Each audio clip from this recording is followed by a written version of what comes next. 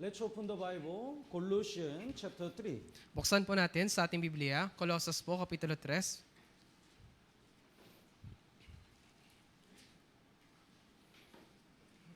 Colossians chapter 3, verse 16 and 17. Colossus po, Kapitulo 3, versikulo 16 hanggang 17.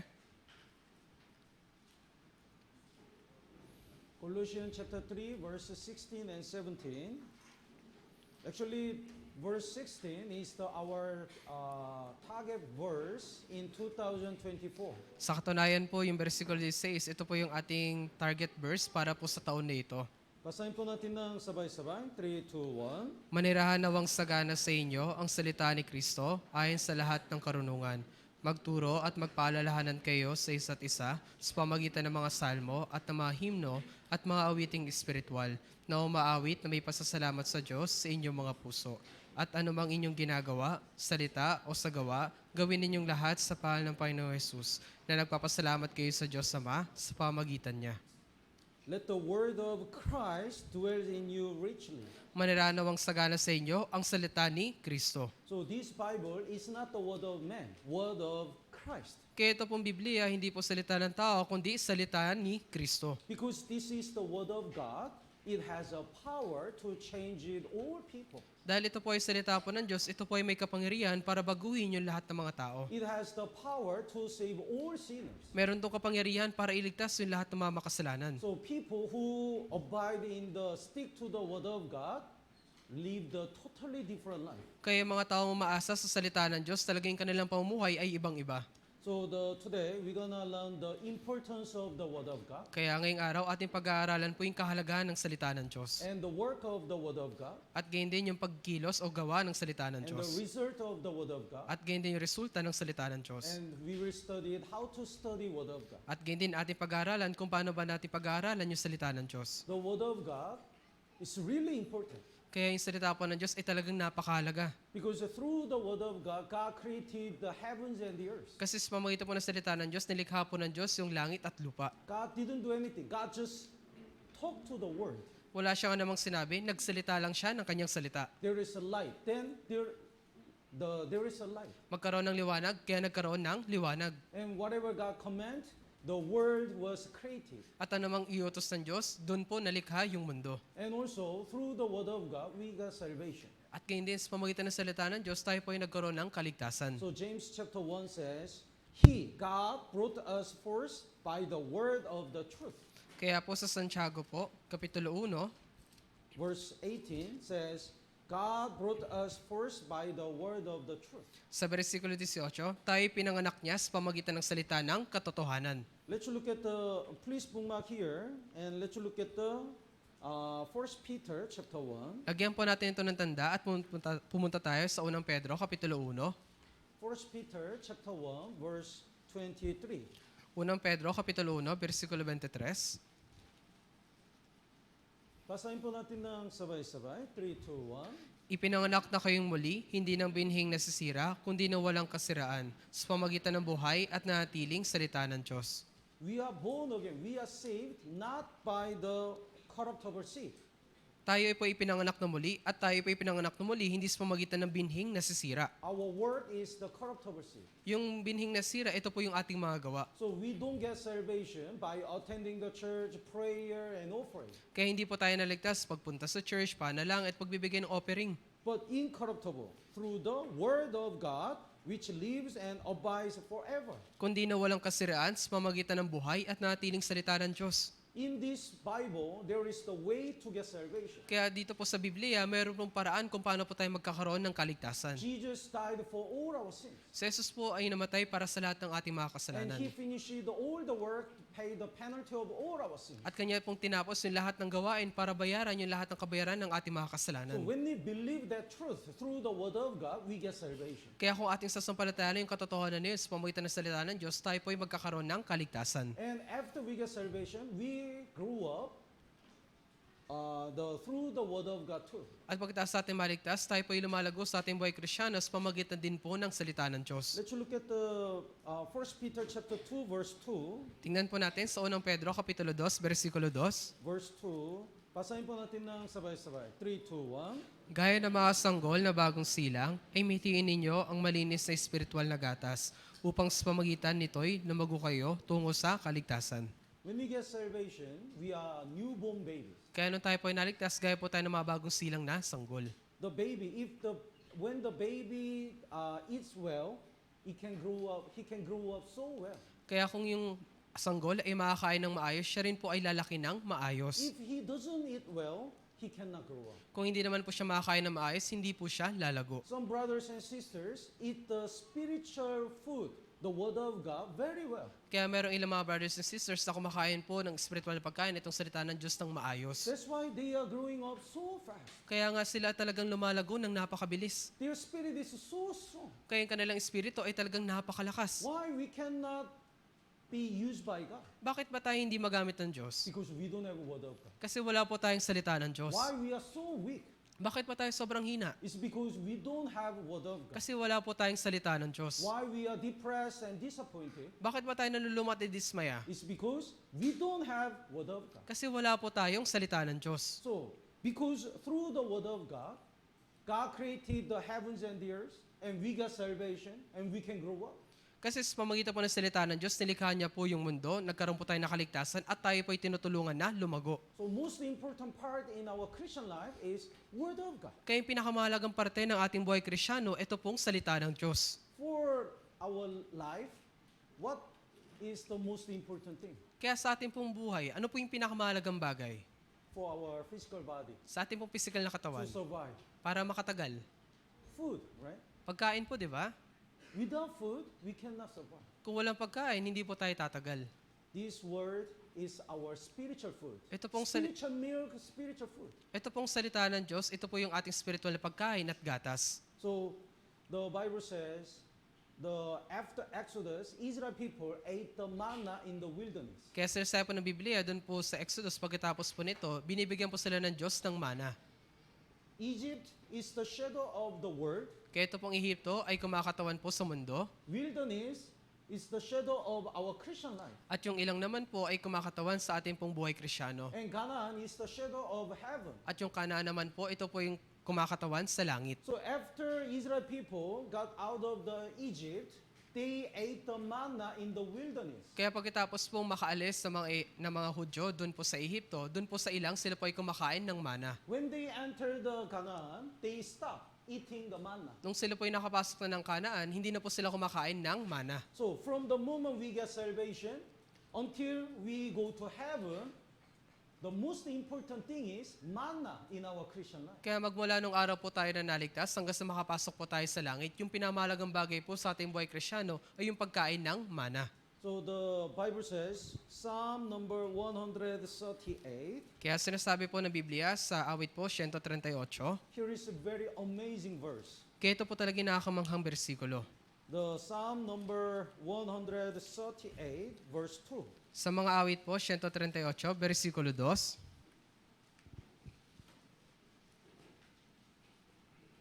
Basahin po natin ng sabay-sabay. 3, 2, 1. Ako'y yuyukod paharap sa iyong banal na templo at magpapasalamat sa iyong pangalan dahil sa iyong tapat na pag-ibig at katapatan, sapagkat iyong pinadakila ang iyong salita sa iyong buong pangalan.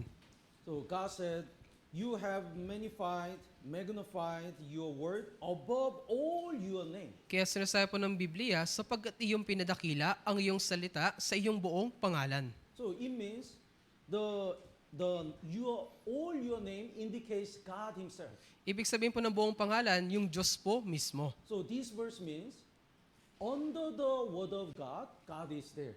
Kaya ibig sabihin po ng bersikulo na ito, sa ilalim po ng salita ng Diyos, nandoon lang po yung Diyos. Nothing can be higher than God, right? Di ba wala na pong sino mang mas tataas pa sa Diyos? But Bible says, according to this verse, His word is higher than God Himself. Pero sinasabi po ng Biblia na yung mismong salita ng Diyos ay mas mataas kaysa sa Diyos. It means whatever God says, even God should keep His words. Ibig sabihin po nito, anumang sabihin ng Diyos, kailangan niya pong gawin yung kanyang sinabi. That much God's word is so important and serious. Kaya gayon na lamang kaimportante at kaseryoso yung salita ng It is Diyos. faithful and sincere. Talaga ito po ay tapat at sincero. That's why without the word of God, we cannot imagine our successful Christian life. Kaya nang wala po yung salita ng Diyos, hindi natin maiisip kung magkakaroon ba tayo ng matagumpay na buhay Kristyano.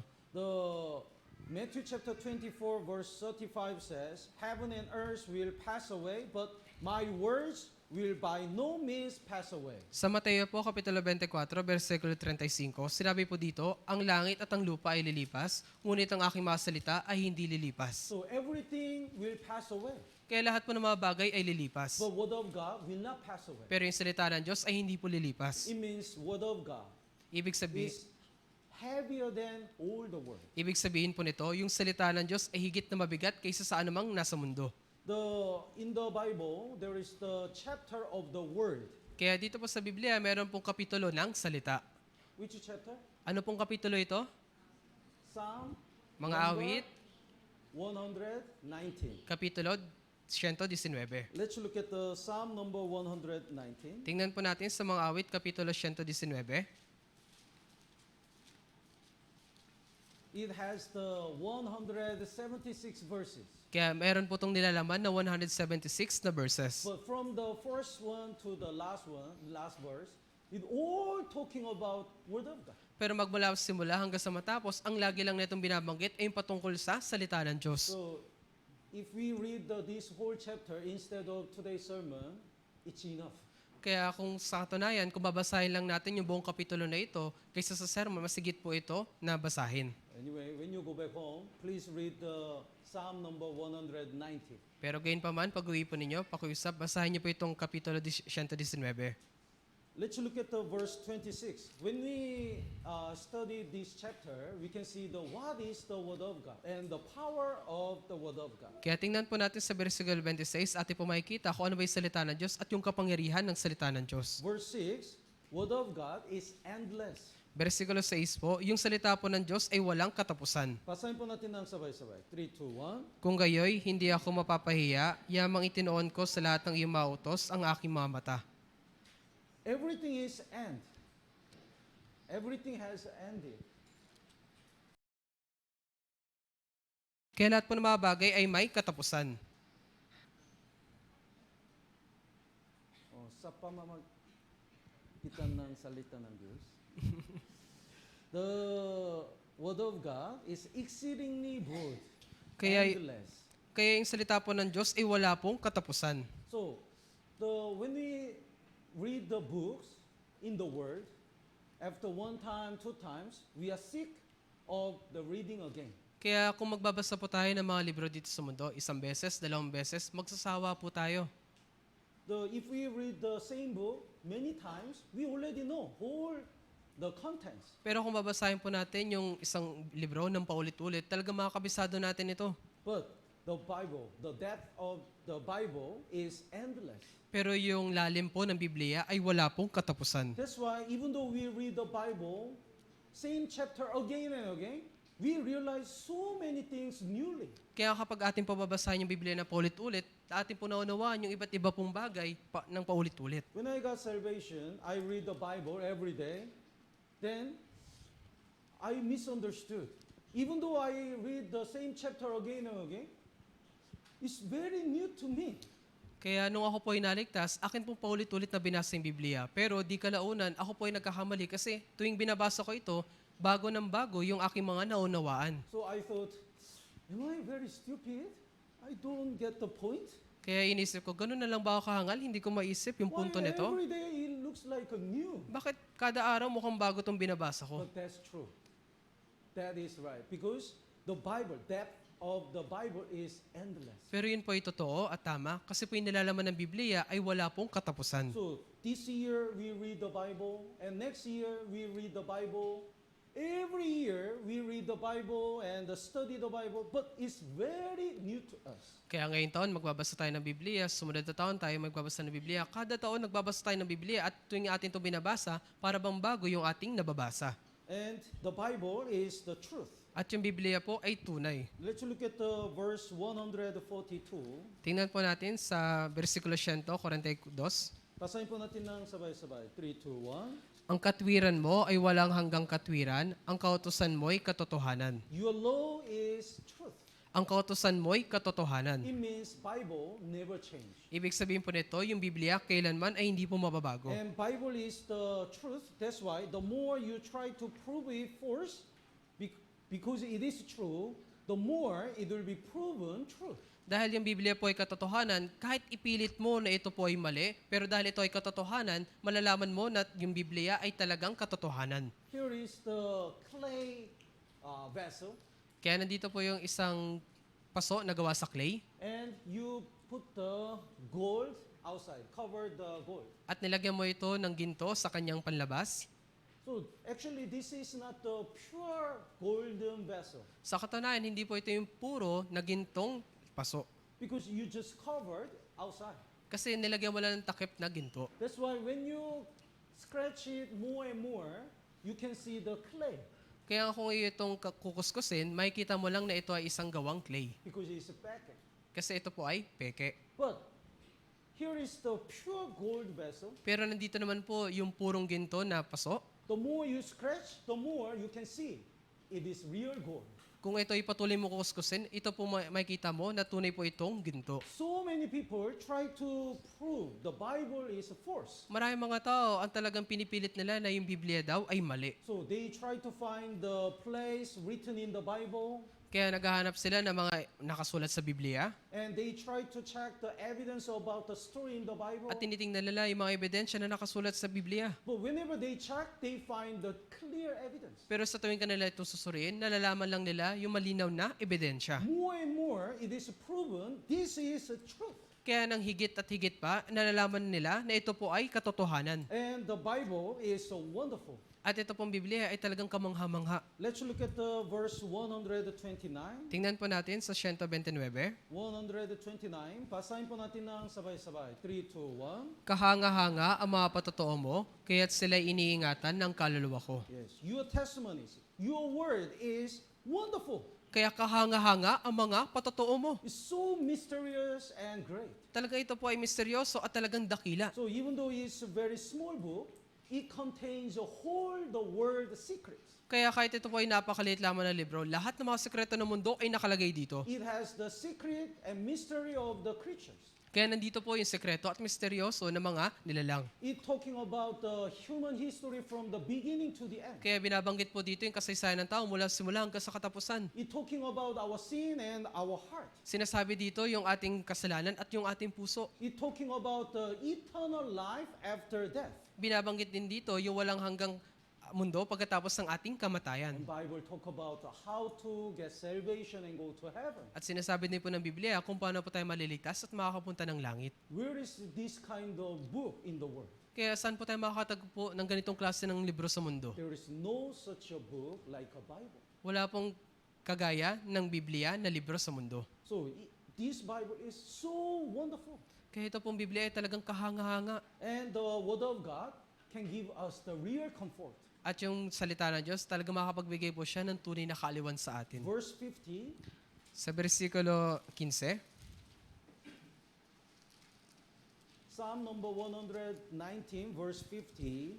versikulo 50 po, Basahin po natin ng sabay-sabay. 3, 2, 1. ito'y aking kaaliwan sa aking kapigatian na ang iyong pangako ang nagbibigay sa akin ng buhay. In my affliction. In our Christian life, we have so many trials and sufferings. Kaya sa aking kapigatian, sa ating pong buhay Kristyano, napakarami po nating paghihirap o pagkakapigatian. That time, we used to meet our friends. Kaya sa pagkakataon na yun, ating po kinakatagpo yung ating mga We kaibigan. like to take a rest. Gusto natin magpahinga. Some people just close the eyes and just sleep.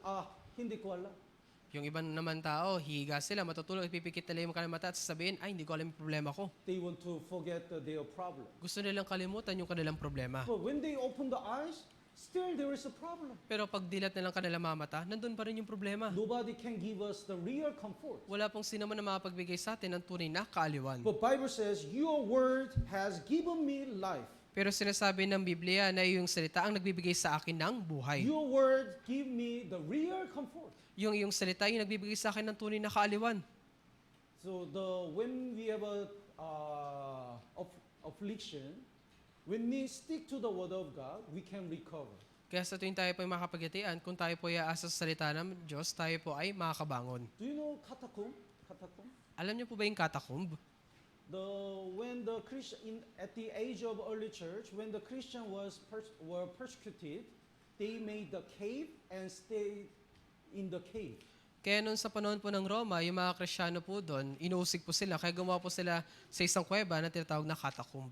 So it looks like the house of ant. Kaya kung titingnan po natin ito, para po buhay itong bahay ng langgam. And some people, they are born here and they never seen outside. At mayroong mga tao na dito na Until they ipinanganak at kailanman hindi nila nakita yung labas na mundo. And some Roman soldiers, they chase the Christian to catch but they lost their way.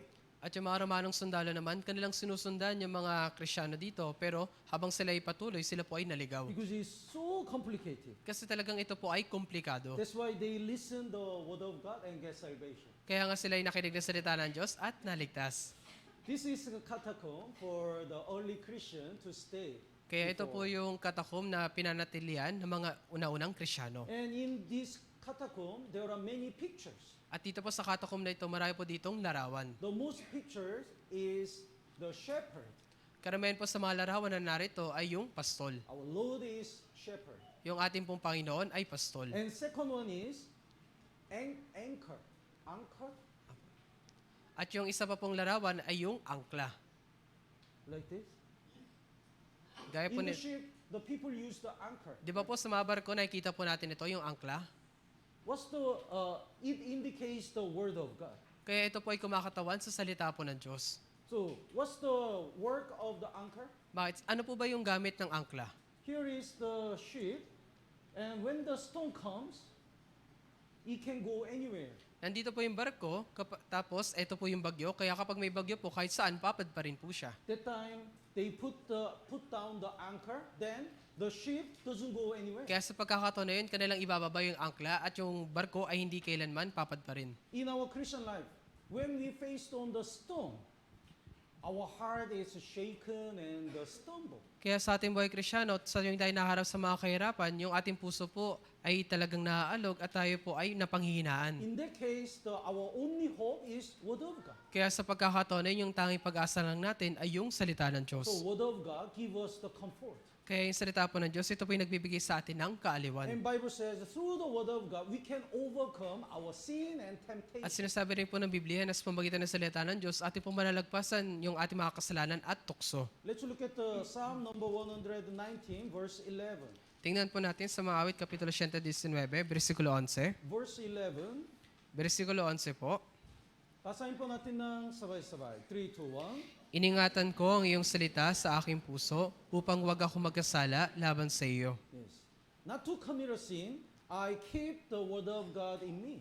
Upang wag ako magkasala laban sa iyo, iningatan ko yung salita sa aking puso. So, word of God can give us the strength to overcome our sinful nature. Kaya yung salita po ng Diyos ay nagbibigay sa atin ng kalakasan para ating mapagtunggupayan yung ating likas na pagkamakasalanan. Pastor, I want to stop my sin. Pastor, gusto ko na itigil yung aking kasalanan. No matter what I tried, why I cannot stop my sin? Ano mga aking subok, bakit hindi ko po ba malagpasan yung paggawa ng kasalanan? When I counsel and check, he doesn't have a word of God. Nung aking pong sinuri at kinounseling siya, nung nakita po ito, wala po siyang salita ng Diyos. He have a fellowship, he praised the Lord, and he prayed, but he doesn't have a word of God. Pero siyang fellowship na nalangin siya, nagpupuri siya sa Diyos, pero wala naman siyang salita ng Diyos. That's why he doesn't have a power to overcome his sinful nature. Kaya nga wala po siyang kapangyarihan para lagpasan yung kanyang likas na pagkamakasalanan. Ephesians chapter 5 verse 26 says, through the word of God, we can wash our daily sins. Word of God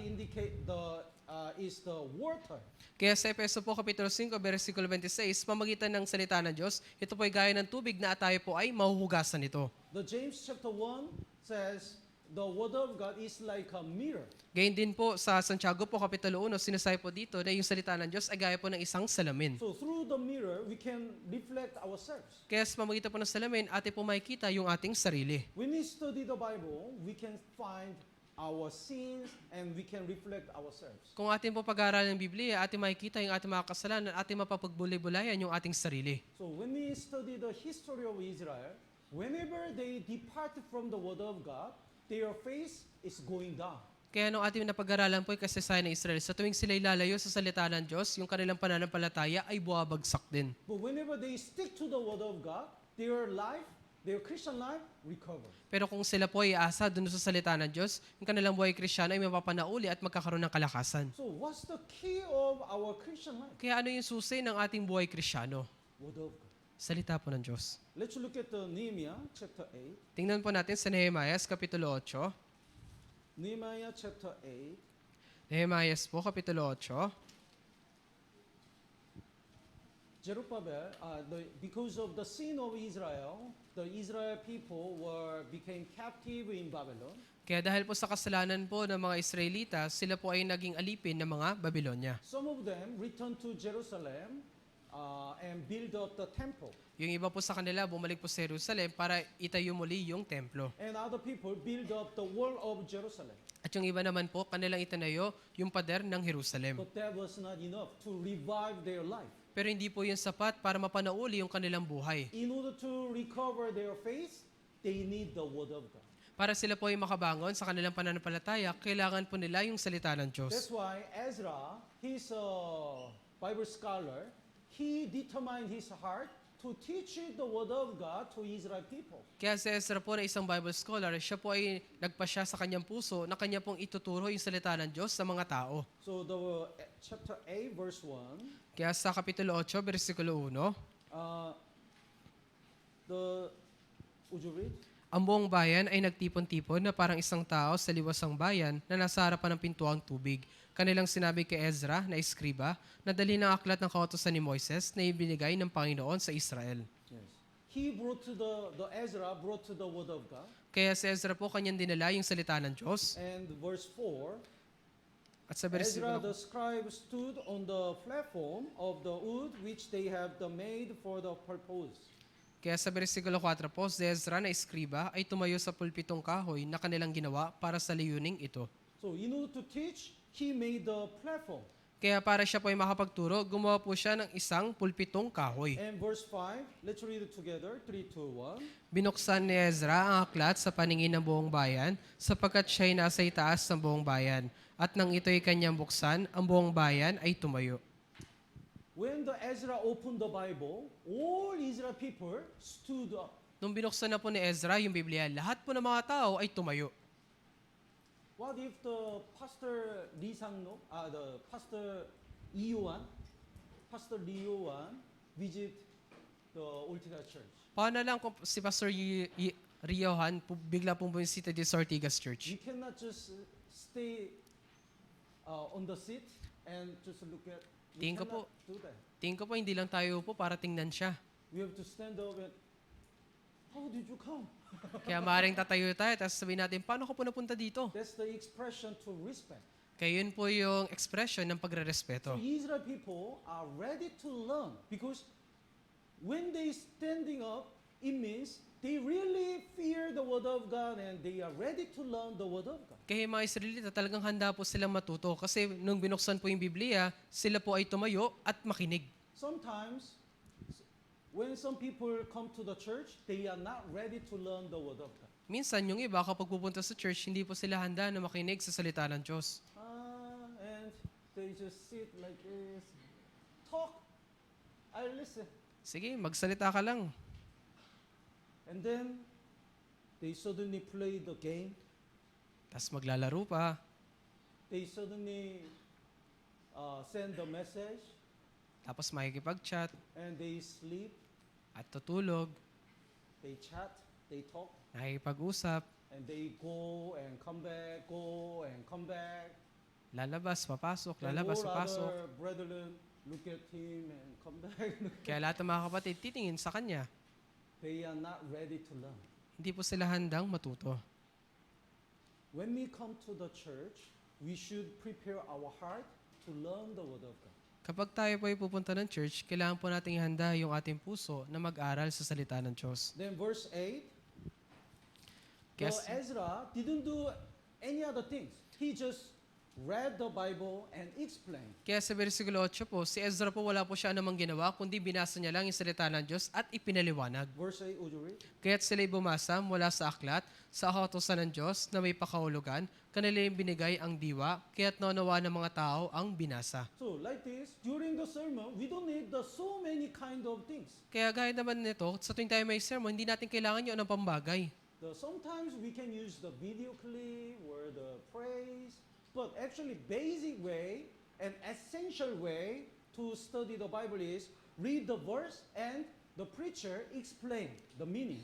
Minsan, kailangan talaga natin ng video clip o praise, pero yung pinaka-basic po nito, babasahin lang natin yung salita ng Diyos at ipapaliwanag po ito ng pastor. So Ezra read the Bible and explaining.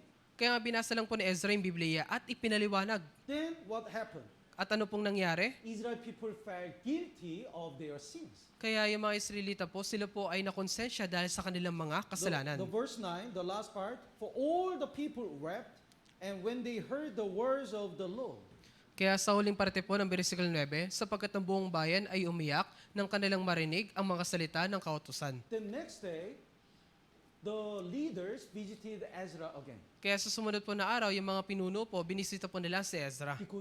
because they want to learn more. Kasi gusto pa po nilang higit pang mag-aral. That's the really good sign to recover their the faith. Kaya yun po yung pinakamagandang tanda para mapanauli yung kanilang pananampalataya. The verse 13, Kaya sa versikulo 13, basahin po natin ng sabay-sabay. 3, 2, 1. sa ikalawang araw ay nagtipon-tipon ang mga puno ng mga sambahayan ng mga pinuno ng buong bayan kasama ang mga pari at ang mga libita kay Ezra na eskriba upang pag-aralan ang mga salita ng kautusan. Yes. Ezra, please teach us more. Ezra, pakiusap, turuan mo pa kami. Have you been sick? Yeah, everyone got sick. When we get sick, we lose appetite. Appetite? Sa tuwing tayo po ay nagkakasakit, tayo po ay nawawala ng gana kumain. I never experienced. Ako po hindi ko po naranasan. Even though I'm sick, I'm good at. Kasi kahit may sakit ako, kain pa rin ng kain. Anyway, when the people really get sick, they lose appetite. Pero kapag yung mga tao ay talagang lubag nagkaroon ng karamdaman, nawawalan po sila ng gana kumain. But when they become they like to eat, it's the good sign to recover. Right? Pero kapag gusto na nilang kumain, yung po yung pinakamagandang tanda na sila po ay gagaling na. Pastor, I don't want to read the Bible. I don't have any interest in the Bible. It means they are really sick spiritually. Pastor, ayoko po magbasa ng Biblia, ayoko pong mag-aral. Kapag ganun, talaga po sila po ay may sakit spiritually. The good sign to recover our Christian life is recovering appetite of the Bible. Yung pinakamagandang tanda po para mapanauli yung ating buhay Kristyano ay yung magkaroon tayo ng gana na mag-aral sa salita ng Diyos. So when Israel people listen the word of God, they little by little they recover.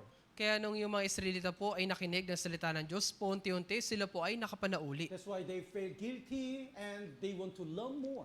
Kaya sila po ay nakonsensya at gusto pa nilang mag-aral pa. Then the verse 18, At sa versikulo 18 po, day by day, from the first day until the last day, he read from the book of the law of God, and they kept the feast 7 days. at araw-araw mula sa unang araw hanggang sa huling araw, siya ay bumasa mula sa aklat ng kautusan ng Diyos, kanila ay pinagdiwang ang kapistahan sa loob ng 7 araw. So Ezra kept teaching Israel people every day by day. Kaya si Ezra po, paulit-ulit niyang araw-araw na tinuturuan yung mga Israelita. So when the Israel people learned the word of God more and more, what will happen? What happened? Kaya nung yung mga Israelita po ay paulit-ulit na nag-aral ng salita ng Diyos, ano po kayang nangyari? Not only feeling guilty, but also they really stopped their sin. Hindi lang po sila na konsensya, kundi sila po ay nagpasya na itigil na yung kanilang kasalanan. The chapter 9 verse 2. Sa Kapitulo 9, versikulo 2, Basahin po natin ng sabay-sabay. 3, 2, 1. ang mga Israelita ay umiwalay sa lahat ng mga dayuhan at nagtayo at nagpahayag ng kanilang mga kasalanan at ng mga kasamaan ng kanilang mga ninuno. Until that time, they mingle with the Gentiles. Kaya hanggang sa pagkakataon na yun, sila ay lagi nakakasalamuha sa mga It hentil. means in their life, the sin of Gentiles really enter deeply. Ibig sabihin, yung kasalanan po ng mga hentil ay talagang pumasok na po ng napakalalim sa kanilang buhay. But even though they got married with the Gentiles, they cut them off. Pero kahit sila po ay naikasal na sa mga hintil, kanila po itong itinigil. That's the power of word of God. Yun po yung kapangyarihan ng salita ng Diyos. Pastor, I cannot stop smoking. Pastor, hindi ko po matigilan yung manigarilyo. I cannot stop this relationship with my boyfriend and girlfriend. Hindi ko po matigil itong relasyon ko sa aking boyfriend at girlfriend. I cannot stop drinking. Hindi ko po maitigil yung pag-iinom. But when they have the word of God, through the power of word of God, they can stop. Pero na sila po ay nagkaroon ng salita ng Diyos, pamagitan ng kapangyarihan ng Diyos, sila po ay tumigil. Oh, Pastor, even though I read the Bible and study the Bible, I don't have a power. Pastor, kahit magbasa naman ng Biblia o pag-aralan ito, wala po akong kapangyarihan. It means you don't eat enough. Ibig sabihin, hindi pa po sapat yung iyong kinakain. Naintindihan po?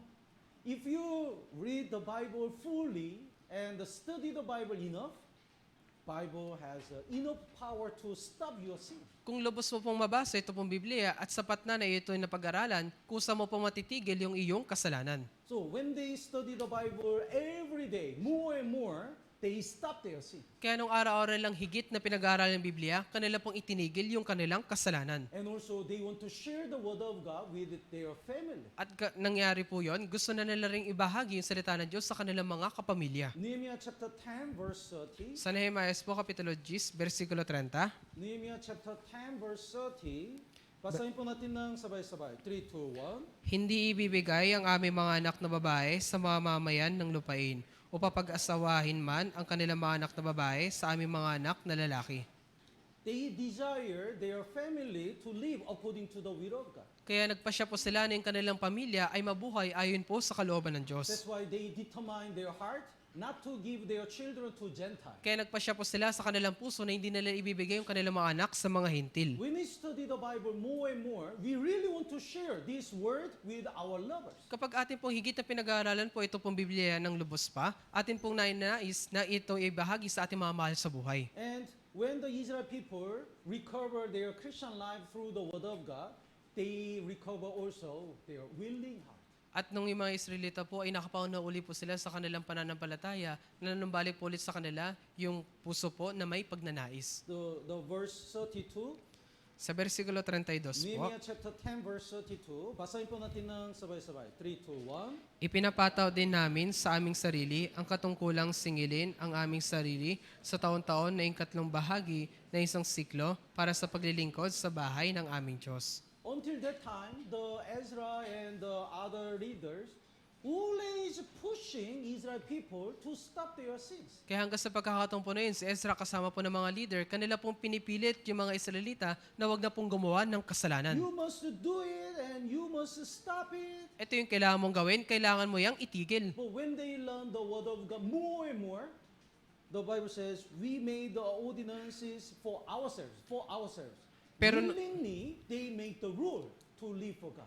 Pero nung sila po ay patuloy na nag-aaral ng salita ng Diyos, sabi dito, ipinapataw din namin sa aming sarili ang katungkulang singilin ang aming sarili. Ibig sabihin na may kusa, gumawa sila ng kasarili nilang katungkulan. So they are willing to gather their offering and offer to the Lord. Kaya handa po silang ilikom yung mga handog at kanila itong ihahandog sa Diyos. And the verse 37, they offer the tithes also. At sa versikulo 37, sila rin po ay nagbigay ng kanilang ikapu. Ezra didn't mention about tithe. Kaya si Ezra po hindi niya binanggit yung pagbibigay ng ikapu. But when their heart is recovered through the word of God, they are willing to offer the tithes and the offering. Pero yung kanilang puso po na inanambalik na po, sila po ay kusa na nagbigay ng kanilang ikapu at handog.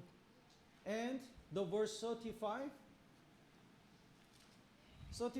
basahin po natin ng sabay-sabay. 3, 2, 1. Itinatakda namin sa aming sarili na dalhin ang maunang bunga ng aming lupa at ang maunang bunga ng lahat ng bunga ng bawat punong kahoy, taon-taon sa bahay ng Panginoon. So they decide to offer the first fruits to the Lord.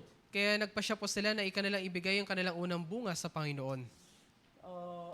In Philippines, we don't have that tradition, but in Korea, until the elder or father start to eat, the children and other family don't eat. Sa Pilipinas ko po, alam ko po wala pong ganitong bagay. Pero sa Korea po, kapag yung pinakamatanda o yung tatay, hanggat hindi po siya kumakain, hindi po sila kain. Pero kapag kumain na siya, saka lang po sila magsisimula ding kumain. We don't have tradition in Philippines. Right? Wala po tayong ganun tradisyon sa Pilipinas, di ba? So before the father eats, the children start to eat. Kaya bago pa makakain yung tatay, yung anak, nauna na kumain. In Korea, if the child is doing like that, you are so rude. Pero sa Korea po, kapag gagawin nila yan, sasabihin nila, napakagaspang mo naman. The first thing I taught to my son is that manner in the dining hall. Kaya yung unang bagay po na aking tinuro sa aking anak, yung ganun pong kaugalian sa hapagkainan. So he's about to eat, then Kaya kakain na siya at sinabi ko, I used to say, then he's you eat first.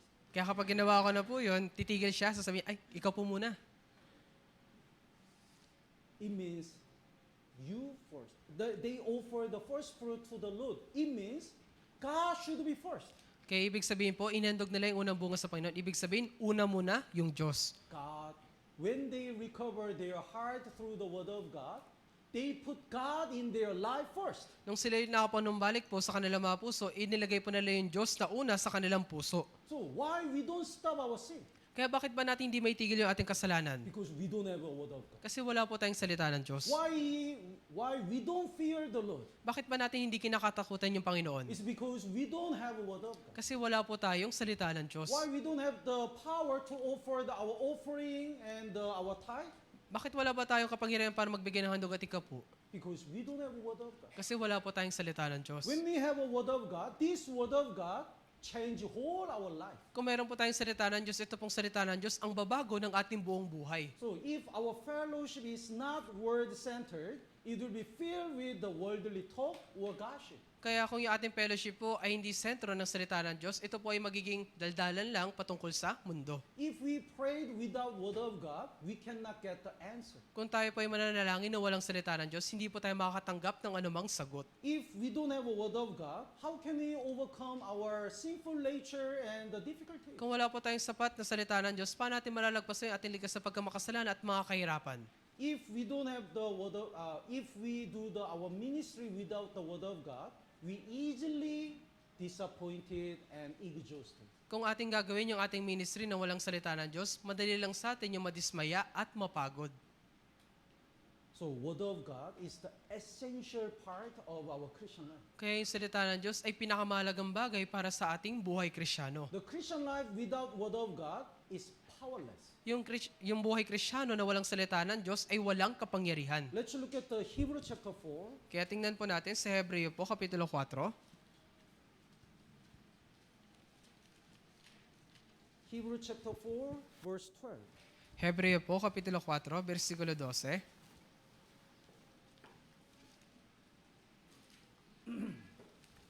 The word of God is living and powerful. Kaya yung salita po ng Diyos ay buhay at makapangyarihan. Before I worked for the church, I was a teacher Kaya in ba- high school. Kaya bago po magtrabaho para po sa church, ako po ay isang high school teacher. Then one day when I had a class,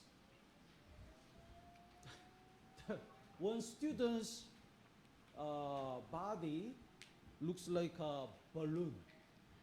Kaya bago po magkakaroon po ng isang klase, yung isa pong estudyante po, yung kanyang damit ay gaya po ng isang lobo. So I asked, what happened to your body? Kaya tinanong ko, ano nangyari sa katawan mo? It becomes like this. Kaya talagang lumaki po ito na gaya nito. So she said, nothing, teacher. Kaya sinabi niya, ay wala po ito teacher. Okay, maybe you're private. Siguro maaaring sa ina lang yan. But in her body, there is a sound. Pero sa kanyang katawan, mayroon tunog, Very good interpreter. So I asked, what's that sound? Get- Actually, she brought her pet.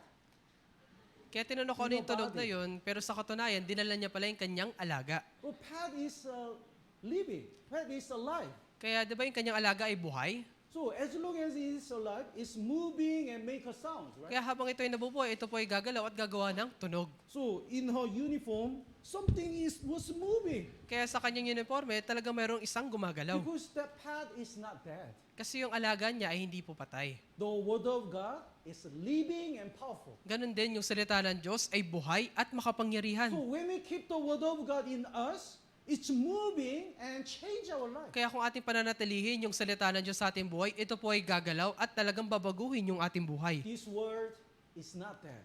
Kaya ito pong salita na ito ay hindi po patay. It's living. Ito po ay buhay. So this word is working in us. Kaya ito pong salita na ito ay kumikilos sa ating buhay. And the word of God is living and powerful and sharper than the two-edged sword. At ito pong salita ng Diyos, sapagkat ang salita ng Diyos ay buhay, mabisa at higit na matalas kaysa alinmang tabak. Word of God is very sharp sword. Kaya ito pong salita ng Diyos ay talagang napakatalim na tabak. That's why if the wrong doctrine enters in the church, through the word of God, God cut it off. Kaya nga kapag may maling doktrina ang pumapasok sa church, pamagitan ng salita ng Diyos, kanya itong puputulin. When the sin enters in our life, through the word of God, God cut it off. Kapag may kasalanan na papasok sa ating buhay, sa pamagitan ng salita ng Diyos, ito po ay kanyang hahatiin. It is very sharp. Ito po ay napakatalim. The next part, would you read? At tumatagos hanggang sa pinaghihiwalayan ng kaluluwa at espiritu at ng mga kasukasuan at ng utak sa buto at may kakayahang kumilala ng mga pag-iisip at mga hangarin ng puso. So in Ephesians chapter 6, there is the whole armor of the Christian. Kaya doon po sa Efeso Kapitulo 6, nandun po yung buong baluti ng isang Krisyano. And among the armor, the parts of the armor, the weapon is the only one. At mula po doon sa mga baluti, yung armas ay isa lamang. All other parts are for defense. Lahat po ng mga parte ay para lang po dumepensa. But the Christian has the only one weapon, sword, that is the word of God. Pero yung mga Krisyano, meron lang silang isang armas, ito po yung salita ng Diyos. So without word of God, how can you fight against the Satan? Kaya na walang salita ng Diyos, paano tayo makakalaban kay Satanas? Without word of God, how can you fight with the word? Nang walang salita ng Diyos, paano tayo makakalaban sa mundo? So we need the word of God. Kaya kailangan po natin ng salita ng Diyos. Let's look at the Colossians. Let's go back to Colossians chapter 3. Balikan po natin yung Kolosas Kapitulo 3. Colossians chapter 3 verse 13. Kolosas Kapitulo 3, versikulo 13.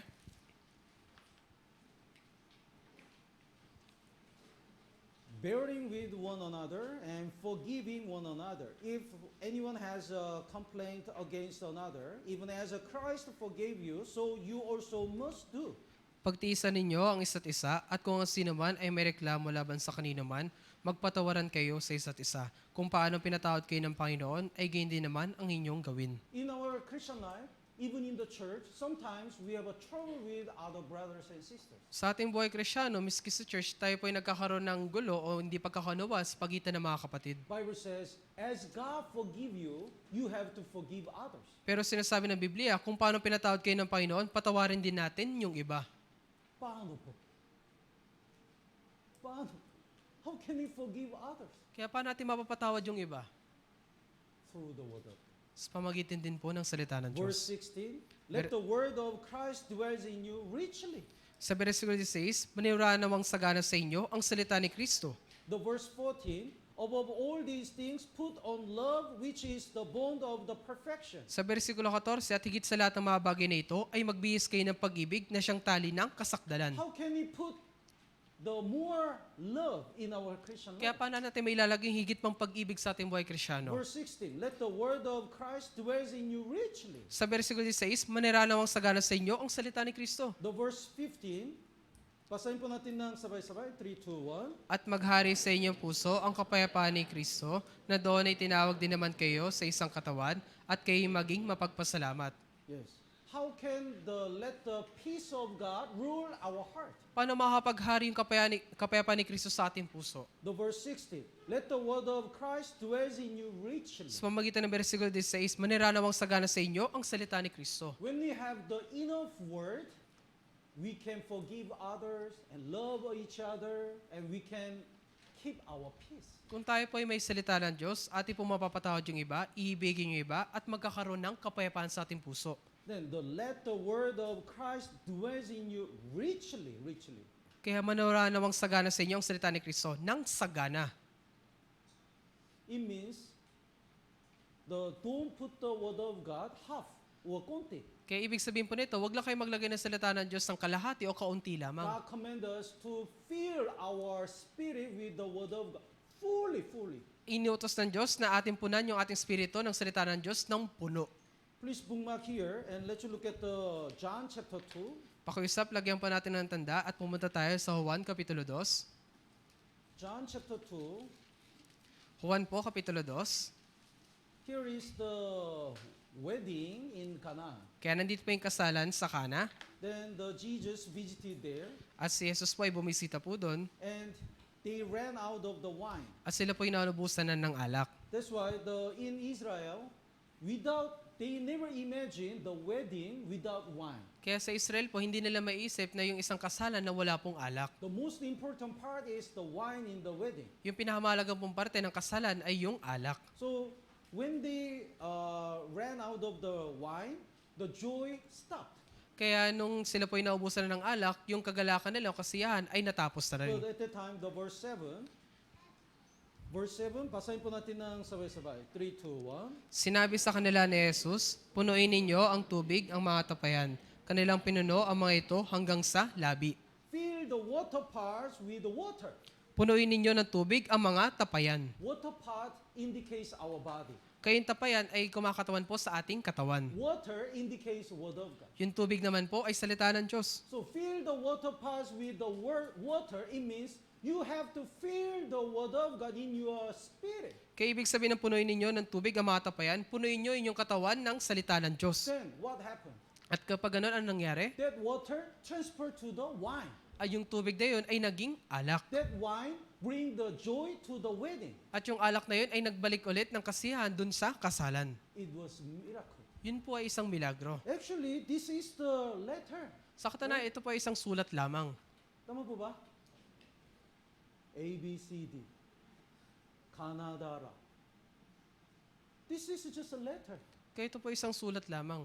But when we study and when we feel the word of God in our heart, it transferred to the strength of our Christian life. Pero kung ito po ay ating pag-aaralan at pupunuin natin yung ating sarili nito, yung ito pong salita na ito ay magiging ating kalakasan. Who filled the water in the water pot? Kaya sino po yung naglagay ng tubig dun sa tapayan? Jesus was servant. Si Jesus po ba yung kanyang mga lingkod? Si Jesus, what? Mga tao. Mga tao. Hindi tayo. Mga tao, mga tao. Mga tao, when they obey, who transferred the water to wine? Sino naman po yung naggawa ng mula sa tubig hanggang gawing alak? Si Jesus. So, filling the water in our spirit is our work. Kaya yung paglalagay po ng tubig sa ating spirito ay atin pong gawain. We have to read the Bible and memorize the verse and study the Bible. Kailangan po natin basahin Biblia, mag-memorize at pag-aralan. When we feel the word of God, transferring that word to our strength is God's word. Pero pagkatapos natin maglagay ng tubig sa ating spirito, yung pagbabago nito mula sa tubig hanggang sa alak, ito po ay gawain na ng Diyos. Some Christian really disappointed and have many difficulties. Yung ibang mga Krisyano, sila po ay nadismaya at marami pong mga kabiguan. He prayed, Lord, I don't know how to overcome. Panginoon, hindi ko po alam kung paano ito malalagpasan. But as you command, I'm gonna feel the word of God in my spirit. Pero kagaya ng iyo pong inutos, akin po pupunuin yung aking spirito ng tubig. So he read the Bible and listen to many sermons. Kaya higit po siya nagbasa ng Biblia at nakinig ng mga sermon. Then one day, naturally, he doesn't care the problem as a problem. At isang araw, yung sa kanyang problema, wala na siyang pakialam. Because God already transferred that word to the power of his Christian life. Kasi binago na ng Diyos yung salita na yon sa pagiging kapangyarihan ng isang Krisyano. So please, don't fill your spirit with the worldly things. Kaya pa ko isa po, huwag niyong punuan ng inyong yung spirito na mamakamundong bagay. Please fill your spirit with the pure word of God. Punuan niyo lang ito ng purong salita ng Diyos. The Bible says, when the water is filled, full, up to the top of the water pots, it transferred to the good wine. Sinasabi po ng Biblia, nung yung tapayan po ay napuno ng tubig, ito po ay nagumapaw at naisalin na rin sa iba pang tapayan. Someone, he feel really thirsty, so he drank water, Kaya yung iba po, minsan pag nauhaw, gusto nilang uminom ng tubig, but that was the salty Pero- water. pero yun po ay maalat na tubig. Then he felt more thirsty. Kaya mas lalo po siyang nauhaw. Tama po ba? People try to fill their heart with the worldly things Yung mga tao, pinipilit na lalagyan yung kanilang sarili na mamakamundong bagay. because they feel empty. Kasi nararamdaman nila na parang wala silang nilalaman. But the more they fill their heart with the worldly things, the more they feel empty. Pero nung higit nila nilagyan ng makamundong bagay ang kanilang sarili, mas lalo sila nagkakaramdam ng pagkawala. But when we feel the word of God in our spirit, it will be really full. Pero kung ating lalagay yung ating spirito ng salita ng Diyos, ito po talaga ay mapupuno. Let the word of Christ dwells in you richly. Manatili naman na sagana sa inyo ang salita ni Kristo. In order to let the word of God dwells in us, we have to continue to listen and continue to study. Para manirahan ng sagana sa atin yung salita ni Kristo, kailangan natin patuloy na mag-aral at makinig. Just example, Kaya, it's not really not like this, but just example. kaya ito po ay halimbawa lang pero hindi po ito yung tunay na bagay.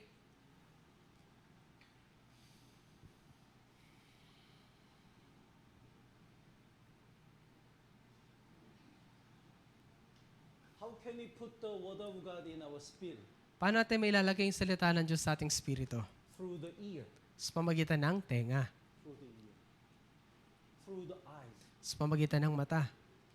So when we read the Bible and listen the sermon, through the eyes and ear, the word of God is getting filled in our spirit. Kaya sa pamagitan ng ating mata at tenga, kapag tayo magbabasa at makikinig, yung ating spirito po ay mapupuno ng salita ng Diyos. Then,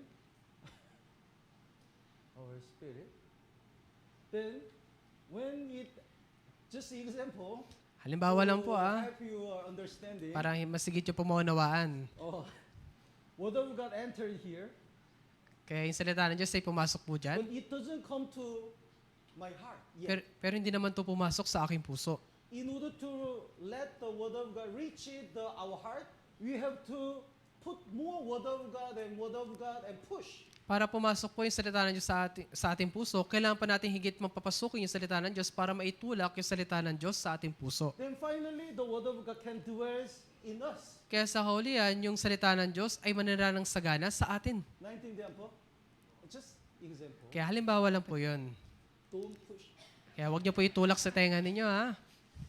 So when we listen more and more, and when we read more and more, little by little, it fills our heart with the word of God. Kapag tayo po ay patuloy na nakinig, nag-aral, paunti-unti, papasok po ito sa ating puso. Let's look at the 2 Peter chapter 3. Tingnan po natin sa 2 Pedro, Kapitulo 3. 2 Peter chapter 3, verse 18. 2 Pedro, Kapitulo 3, versikulo 18.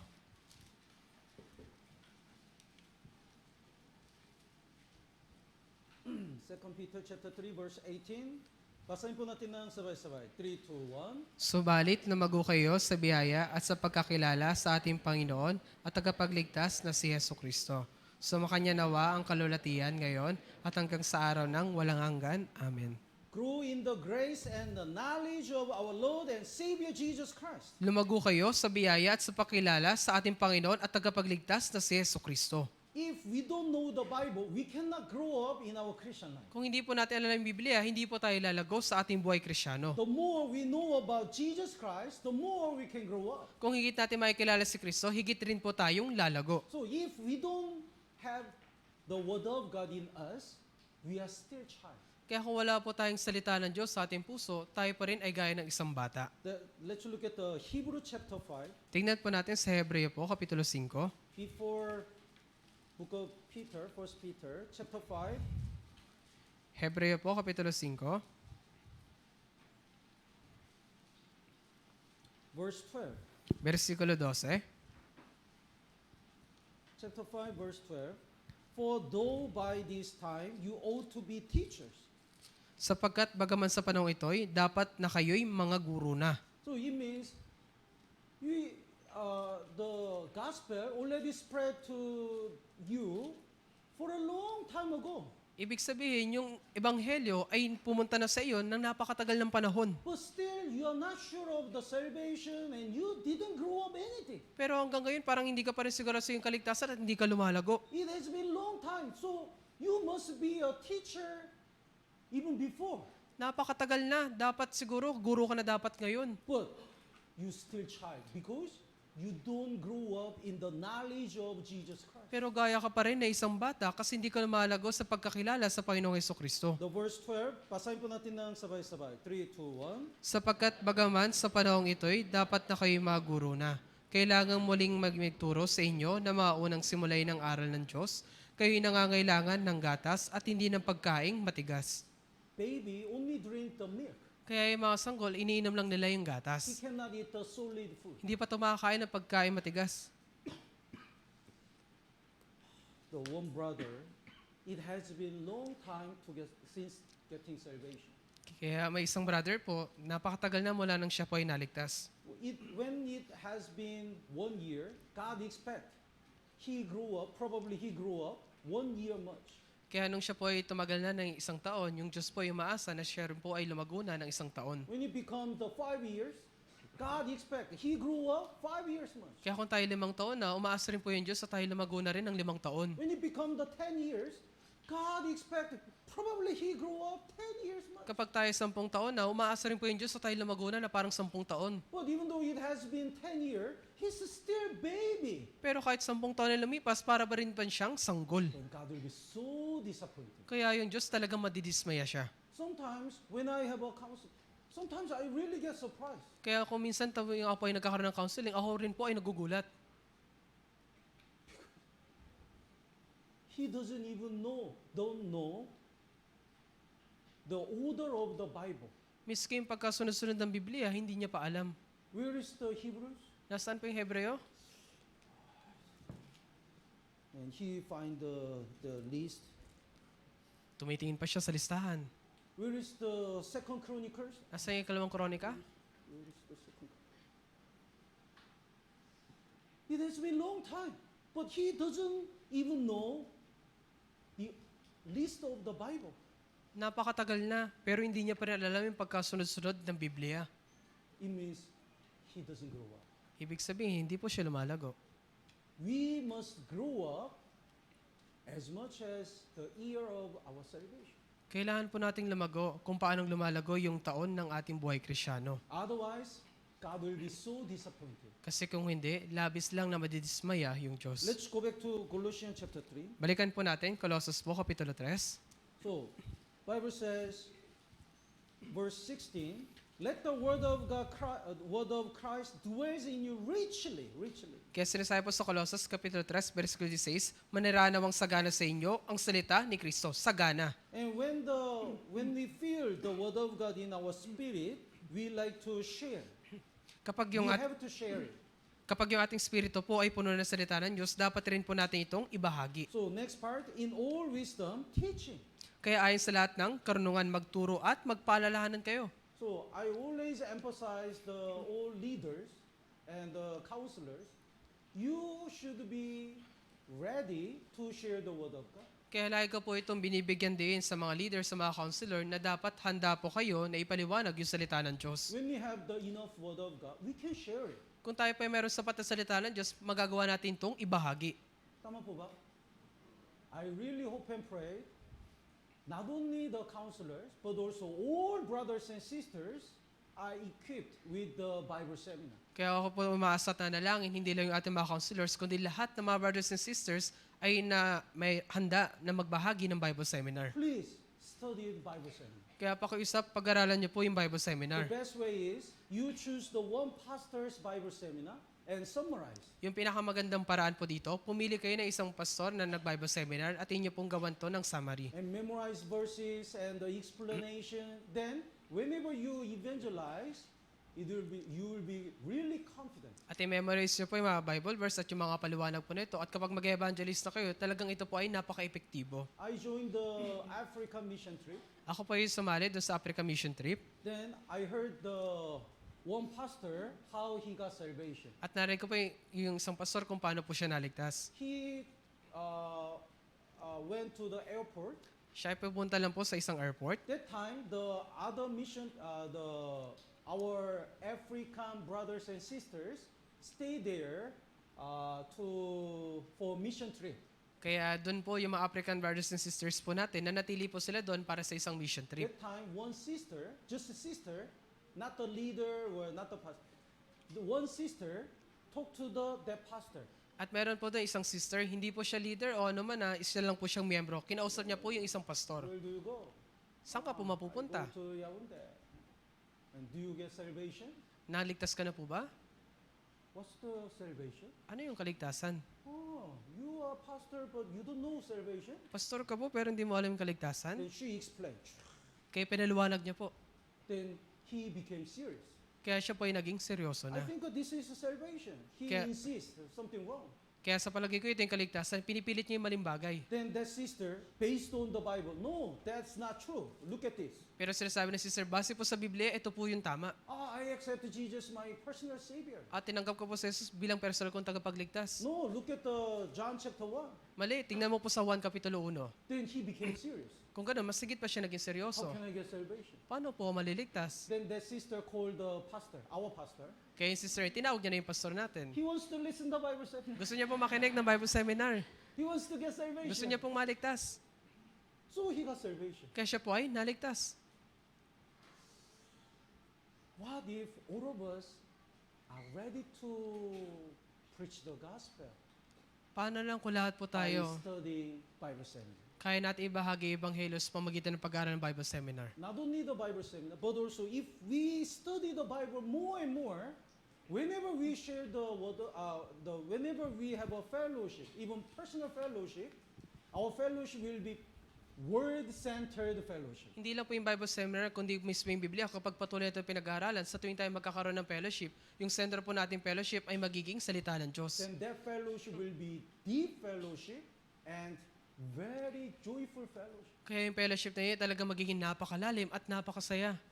Let's go back to Colossians chapter 3. Balikan po natin, Colossus po, Kapitulo 3, versikulo 16. So, when we have enough word of God, in all wisdom teaching, we can teach each other.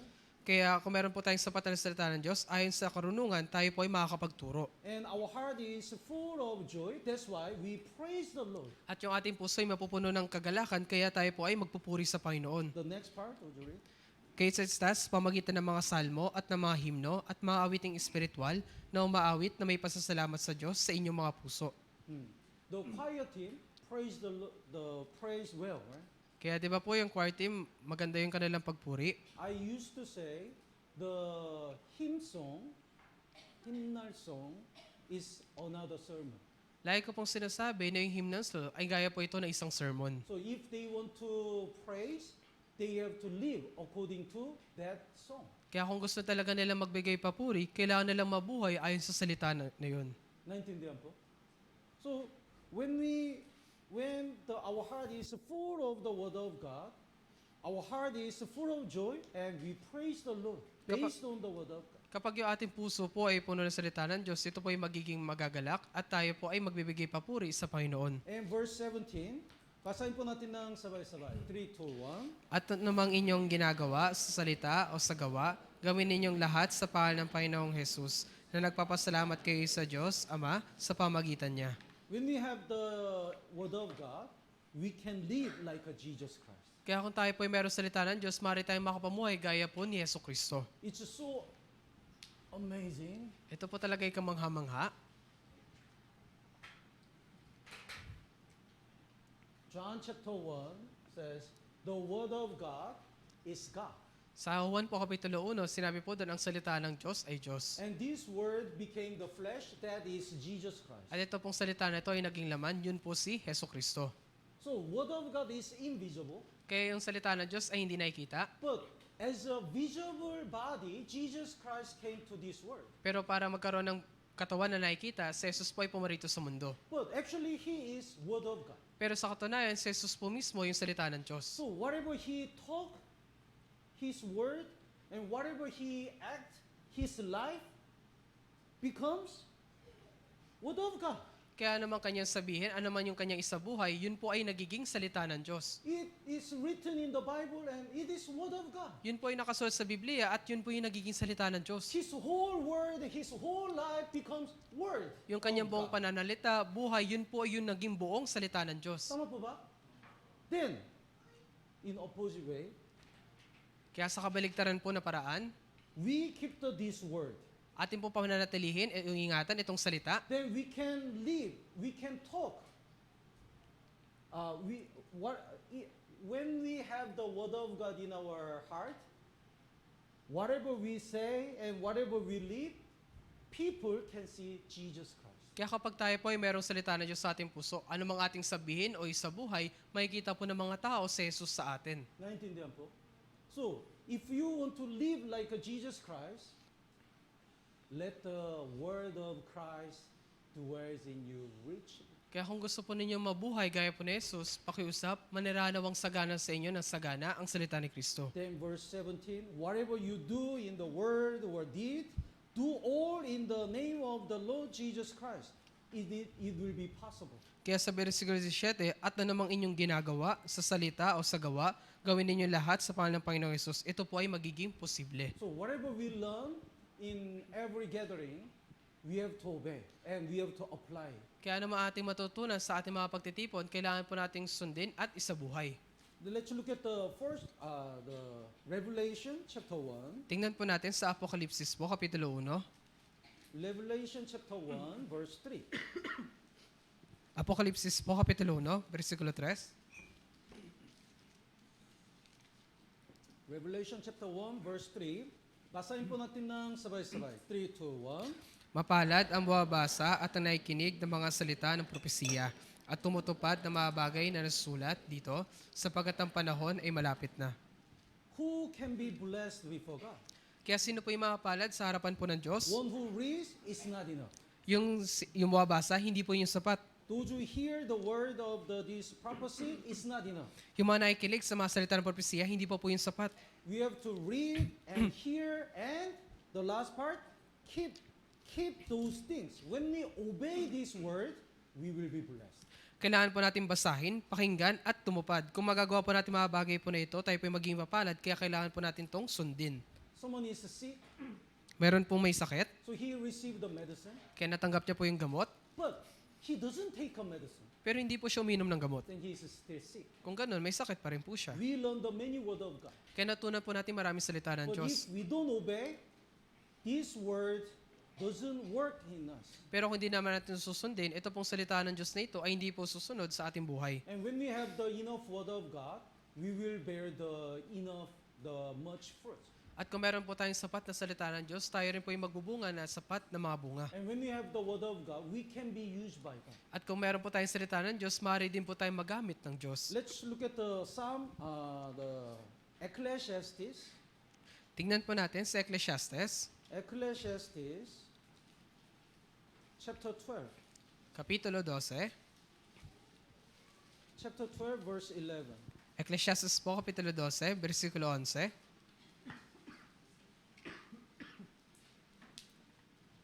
Ecclesiastes chapter 12, verse 11. Basahin po natin ng sabay-sabay. 3, 2, 1. Ang mga salita ng pantas ay gaya ng mga pantaboy at gaya ng mga pako na nakakapit na mabuti ang mga tinitipong kasabihan na ibinigay ng isang pastol. So the words of the scholars are like the well-driven nail. Ang mga salita ng pantas ay gaya ng mga pantaboy at gaya ng mga pako na nakakapit. So word of God is like a nail. Kaya yung salita po ng Diyos ay gaya po ng isang pako. Nail, here is a nail. Kaya ito po yung pako. What's the work of the function of nail? Kaya ano po yung gawain ng pako? We can make something to fix, right? Pero meron po tayong magagawa gamit po ito. And also, when we put the nail strongly, we can put many heavy things. At kapag ito po ay naipako natin ng matibay, maaari po tayong magsabit na maraming bagay. God, why some brothers and sisters cannot be used by God? Bakit yung ibang brothers and sisters ay hindi po magamit ng Diyos? Because God cannot give them any ministry because there is no strong nail and God cannot put any ministry in that nail. Kaya hindi po mabigyan ng Diyos ng ministry isang brother kasi yung pako niya hindi po nakabit ng maayos kaya yung Diyos hindi siya makapagbigay na anumang ministry sa brother na yon. But when you keep the word of God and put the nail strongly in our heart, God can put the many ministry. Pero kung many ilalagay heavy po, things. pero kung ilalagay po natin yung salita ng Diyos sa ating buhay, ito po ay may ipapako na maigi at yung Diyos po ay makapaglagay ng maraming gawain para po sa atin. So, in this year, our goal is let the word of Christ dwells in us richly. Kaya yung ating goal po para po sa taon na ito ay manaranawang sagana sa inyo ang salita ni Kristo. Let us deeply study the Bible. Kaya malalim pa po natin pag-aralan yung Biblia. And let us focus on the Bible more. At higit pa po natin pagtuunan ng pansin yung Biblia. Then, naturally, we get the strength and naturally, we have a willing heart to sacrifice for the Lord. At ng natural, tayo po ay magkakaroon ng kalakasan at matututo po tayong magsakripisyo para sa Panginoon. So before you study the Bible, please pray first. Kaya bago po ay mag-aral ng Biblia, pakiusap, manalangin po muna kayo. And in order to understand the big picture of the Bible, please join the Bible Academy. At para makita niyo po yung malaking larawan po ng Biblia, pakiusap po, dumalo po kayo ng Bible Academy. I don't have enough time. Wala na po ang sapat na oras. In the best way to study, to understand the Bible is, first of all, we have to understand the big picture of the Bible. Yung pinakamainam po na paraan para pag-aralan ng Biblia, una, kailangan mo natin malaman yung malaking larawan ng Biblia. And then we have to study the book by book. At kailangan natin pag-aralan libro sa libro. And then we can understand the chapter by chapter. At sumunod, ating mapag-aralan yung kapitulo sa kapitulo. And then we can study even the verse by verse and the word by word. At sumunod, ating mapag-aralan bersikulo sa bersikulo at sa salita. So don't study this way. Please study this way. Kaya wag po kayo mag-aral ng pataas, kundi ng pababa. So in the Bible Academy, we study the book by book. Kaya sa Bible Academy, ating pinag-aral libro sa libro. So within the 1 or 1.5 hour, I summarize one book. Kaya sa loob ng isa o isa't kalahating oras, aking pong sinasummarize yung isang buong libro. So I really consider the Bible Academy really important. Kaya talagang aking pong ipinapalagay na itong Bible Academy ay napakahalaga. And every day, we post the Bible reading schedule. At araw-araw ating pong ipinopost yung Bible reading schedule. If you follow that schedule, you can read the Old Testament one time and the New Testament 2 times. Kung inyo pong susundan yung schedule po na yun, isang beses nyo pong matatapos yung Old Testament at 2 beses naman po yung Bagong Tipan. And if you have any question about Bible, ask the question,